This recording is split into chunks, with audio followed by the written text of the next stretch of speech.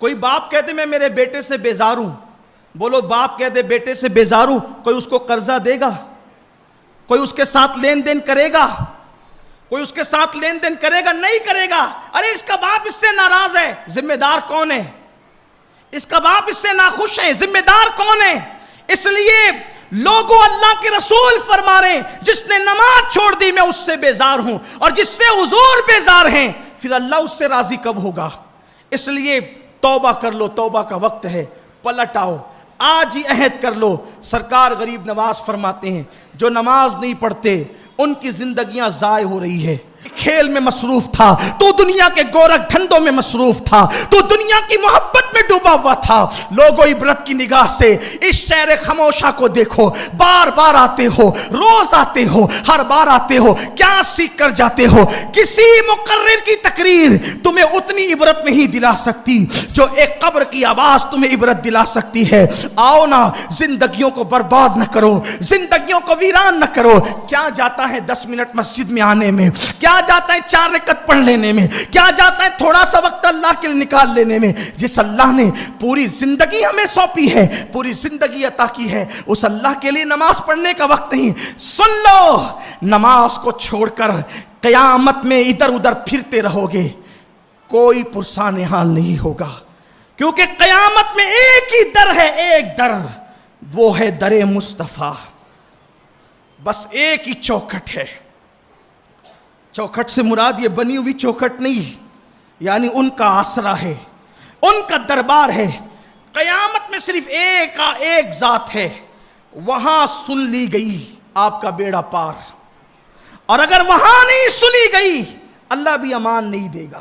میرے امام کہتے بخدا، خدا کا یہی ہے در، نہیں اور کوئی مفر مقر، جو وہاں سے ہو یہیں آ کے ہو، جو یہاں نہیں تو وہاں نہیں۔ جنہیں در مصطفیٰ پہ امان نہ ملے اسے کبھی امان نہیں ملے گی۔ میں عرض کر رہا تھا قیامت میں ایک ہی در ہے، حضور نے امان دے دی، امان مل گئی، انہوں نے نہ دی تو نہ ملی۔ اب حضور کیا کہتے ہیں؟ میرے آقا فرماتے ہیں جو نماز چھوڑ دے میں اس سے بیزار ہوں۔ کیا فرمایا؟ میں اس سے بیزار۔ کوئی باپ کہتے میں میرے بیٹے سے بیزار ہوں، بولو باپ کہتے بیٹے سے بیزار ہوں، کوئی اس کو قرضہ دے گا؟ کوئی اس کے ساتھ لین دین کرے گا؟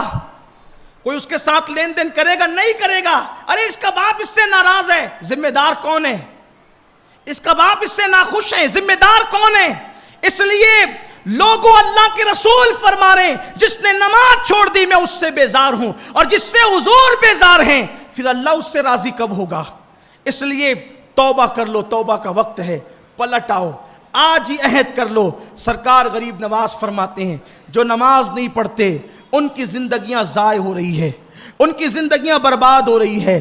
تو میرے عزیز، آج اس مقدس ساعت سعید کے موقع پر، اس مبارک موقع پر، خوشی کے موقع پر، اس تاریخی دن میں اپنے اللہ سے ارادہ کر لو کہ اللہ آج کے بعد اب میں کبھی نماز نہیں چھوڑوں گا۔ یہ مت سوچنا کل سے پڑھیں گے، کل سے پڑھیں گے، کل سے پڑھیں گے۔ کل کسی کی زندگی میں کبھی نہیں آتا، کل پہ مت ڈالو، آج سے، ابھی سے، اسی وقت سے ارادہ کرو۔ کسی بہت بڑے مفکر نے کہا تھا نماز پڑھو اس سے پہلے کہ تمہاری نماز پڑھ لی جائے، قبر میں کوئی نہیں آنے والا۔ تو میں عرض کر کے اپنی بات ختم کر دوں۔ وہ جو خوبصورت سا واقعہ مجھے یاد آ رہا ہے مسجد کے متعلق، اور مجھے بہت پسند ہے، میں آپ سے عرض کرتا ہوں ان نوجوانوں کی خاطر جو نوجوان میرے اس وقت ابھی تک ذہن نہیں بنائے اللہ کی راہ میں دینے کا، دو اللہ کی راہ میں، اس لیے کہ اللہ کی راہ میں دینے والا کبھی تنگ دست نہیں ہوتا۔ اللہ کی راہ میں ایک دو گے اللہ تمہیں کم سے کم 10 دے گا، اور نیت اچھی ہے تو اللہ تمہیں 70 دے گا، اور اچھی ہے تو اللہ تمہیں 700 دے گا، اور نیت اچھی ہے تو اللہ تمہیں بے حساب دے گا۔ دے کے دیکھو، جب لوگوں کے مال پہ مندی آتی ہے تو لوگ کہتے ہیں یار مولانا ابھی مندی چل رہی ہے میں چندہ نہیں دے سکتا۔ اللہ کے گھر میں کہتا ہوں میں، جب مجھے کبھی ایسا لگتا ہے نا کہ مندی آ رہی ہے تو میں تھوڑا زیادہ دینے لگتا ہوں۔ وجہ یہ ہے کہ یہ تجارت اللہ سے میں کر رہا ہوں، کیونکہ اس نے تو وعدہ کیا نا کہ 1 دے گا تو میں کم سے کم 10 دوں گا، تو آنا بند ہو گیا نا، انکمنگ بند ہو گئی ہے، تو اب آئے گا کیسے؟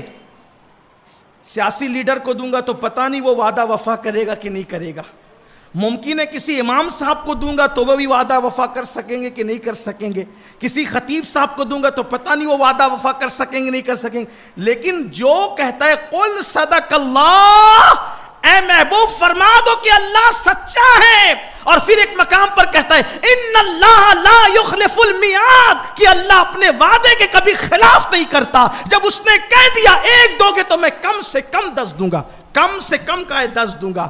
تو پھر جب ایسا لگتا ہے کہ اب آمدنی کم ہو رہی ہے، مندی آ رہی ہے، تو میں سوچتا ہوں ذرا جلدی کچھ نکالو، اس لیے کہ 1 دوں گا تو 10 تو آ ہی جائے گا، اور آتا ہے۔ اللہ پہ یقین کر کے دیکھو، میں لوگوں کو کہتا ہوں اللہ پہ سب سے بڑا مسئلہ مسلمانوں کا یہ ہے، کلمہ پڑھتے ہیں لیکن جس کے نام کا کلمہ پڑھتے اس پہ یقین نہیں کرتے۔ ایک بار میرے اللہ پہ یقین کر کے دیکھو، یقین اتنی مضبوط چیز ہے نا، وہ مردے کو زندہ کر دیتا ہے۔ یقین کی بات آئی ہے تو میں ایک بات کہوں، تھوڑا سا ٹائم، یقین کی بات ہے، ایک بات کہوں۔ ایک دن رابعہ بصری کا روزہ تھا، بڑی عظیم خاتون رابعہ بصری کا روزہ تھا، روزے سے تھی، افطار کا وقت قریب آیا، ایک روٹی کا آٹا ڈبوں کو پیٹ پاٹ کر نکالا گیا ہوگا، ایک روٹی بنی۔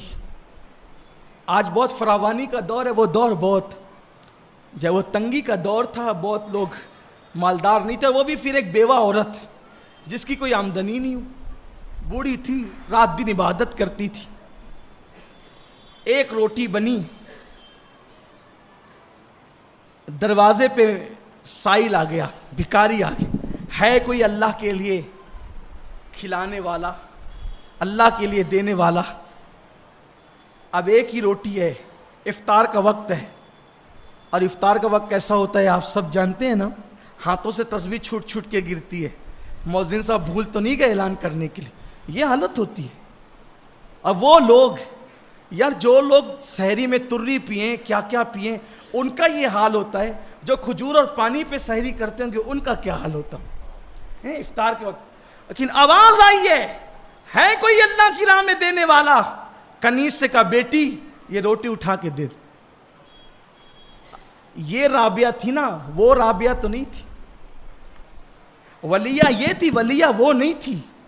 دل میں خسک آ گئی، دل میں کھٹک آ گئی، ایک عجیب سا کراہت کا معاملہ آ گیا، یہ کیسی بڑھیا ہے، افطار کے لیے ایک روٹی آدھی آدھی کھانی تھی، یہ بھی کہتی اٹھا کے دے دیا۔ لیکن ابھی غروب نہیں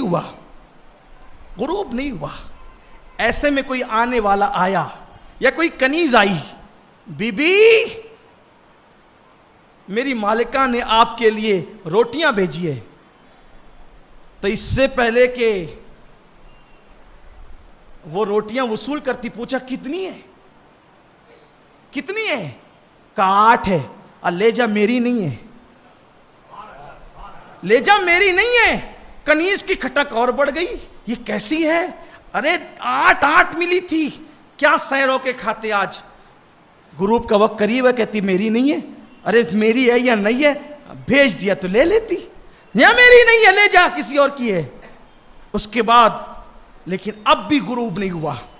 میں کہتا ہوں مسلمانوں کے پاس سب رہا، یقین گیا۔ یقین پیدا کرو، یقین۔ حضور شیخ الاسلام والمسلمین کا کتنا خوبصورت شعر ہے، 2 مصرے کہتے ہیں، یقین والے کہاں سے چلے کہاں پہنچے، یقین والے کہاں سے چلے کہاں پہنچے، جو اہل شک ہیں اگر میں مگر میں رہتے ہیں۔ اہل شک ہو گئے ہو، اس لیے ڈگمگا رہی ہے کشتی، یہ مندی، وہ تیزا، یہ تحریک، وہ امکا، وہ یہ سب چل رہا ہے۔ اللہ پہ یقین کر کے دیکھو۔ رابعہ کہتی ہے لے جا میری نہیں ہے، لیکن ابھی غروب بھی نہیں ہوا تھا، پھر کوئی دوسرا آنے والا آتا ہے، بی بی میرے مالک نے روٹیاں بھیجی ہے۔ پھر اس سے ہی پوچھا کتنی ہے؟ کہا 10۔ ہاں لا یہ میری ہے، لا یہ میری ہے۔ کنیز نے دیکھا تو یہ منظر، توکل کا، یقین کا منظر دیکھا، لیکن اس کے بعد کہنے لگی مائی بات سمجھ میں نہیں آئی، میں تو ڈاماڈول تھی نا، میرے یقین میں مضبوطی نہیں تھی. ایک تو نے دے دی، پھر 8 ملی، تو نے اس کو بھی واپس کیا، لیکن 10 کیسے لے لیا کہ میری ہے؟ کہا نادان، میرے اللہ کا جب وعدہ ہے کہ تو 1 دے گا تو کم سے کم میں 10 دوں گا. یہ کم سے کم ہے. جب اس کا وعدہ ہے کہ کم سے کم 10 دے گا تو 8 کیسے لے لوں؟ اس کا وعدہ ہے کہ کم سے کم 10 دے گا تو 8 کیسے لے لوں؟ تو اس لیے اس نے جب، اور یاد رکھنا پھر وہ بھی پہلے آزماتا ہے نا کہ دینے والے کا یقین کتنا پختہ ہے. سخیوں کی فہرست میں نام لکھانا چاہتا ہے یا میرے بندوں کی فہرست میں نام لکھانا چاہتا ہے؟ ریاکاری کرنا چاہتا ہے یا واقعی اللہ کی راہ میں دینا چاہتا ہے؟ یہ ریاکاری نہیں کہ آپ اعلان کرو کہ میں نے اتنا دیا، یہ ریاکاری نہیں. ریاکاری یہ ہے اس نیت سے اعلان کرواؤ کہ لوگ مجھے دیکھ کر سخی کہیں، اس میں کچھ نہیں ملنا ہے. اگر اس نیت سے اعلان کراؤ گے کہ میرے اعلان کو سن کر میرے بازوں میں بیٹھا ہوا بھی اعلان کرے گا تو آپ کا بھی ثواب ملے گا، اس کے ثواب میں کمی بغیر اس کا ثواب بھی اللہ آپ کو